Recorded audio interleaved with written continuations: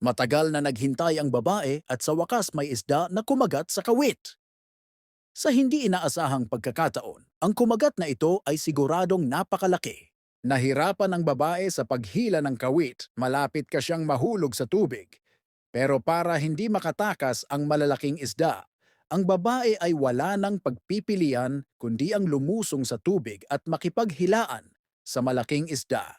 Ito ay hindi bababa sa isang malaking bagay na tumitimbang ng higit sa 10 katis. Hindi madaling matagumpay na makahuli ng malalaking isda. Isang lang siyang 20 taong gulang na babae at naiintindihan ko rin ang katotohanan ito. Sa tubig, hinila niya ang kawit kasama ang higanteng bagay na nakipagsabunutan sa dalaga. Huwag magpakampante. Dahil ang bagay na to ay malaki at konting pagkakamali ay maaring makatakas.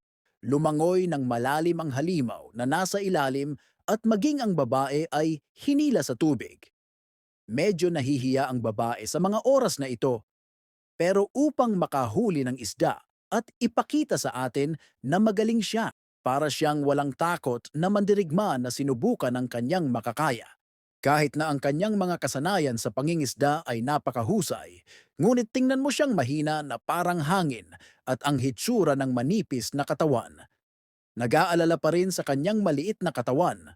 Hindi ko alam kung kakayanin niya. Gusto ko talaga siyang tulungan. Sa oras na ito, nawala ang pagkabirhen ng babae. Pero walang pakialam. Nakita niya sa ilalim isang malaki, maitim at parang bato na sobrang haba na isda. Sa paglipas ng oras, ang higante ay unti-unting nawala ng lakas upang labanan ng babae. Dahan-dahang hinila ng babae pabalik sa kanya. Hinaplos niya ang higanteng isda sa ilalim. Gusto niyang samantalahin ang pagkakataon para kunin ang higanteng isda. Malapit na, pagkatapos ng ilang operasyon, nang hindi nawawala ang pagpumiglas.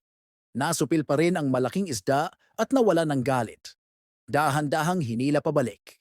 Aking sinta, panoorin ang paggalaw na ito. Ito ay isang malaking isda. Wow! Sobrang laki! Ito ay isang malaking hito na tumitimbang ng higit sa 10 kilo. At tuwang-tuwa din ang babae na nakahuli ng ganoon kalaking isda. Parang New Year ang mood. Kung umabot kayo sa part ng video na ito, ay pa-like naman at pa-share ng video.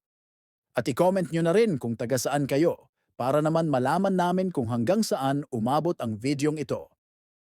Maraming salamat po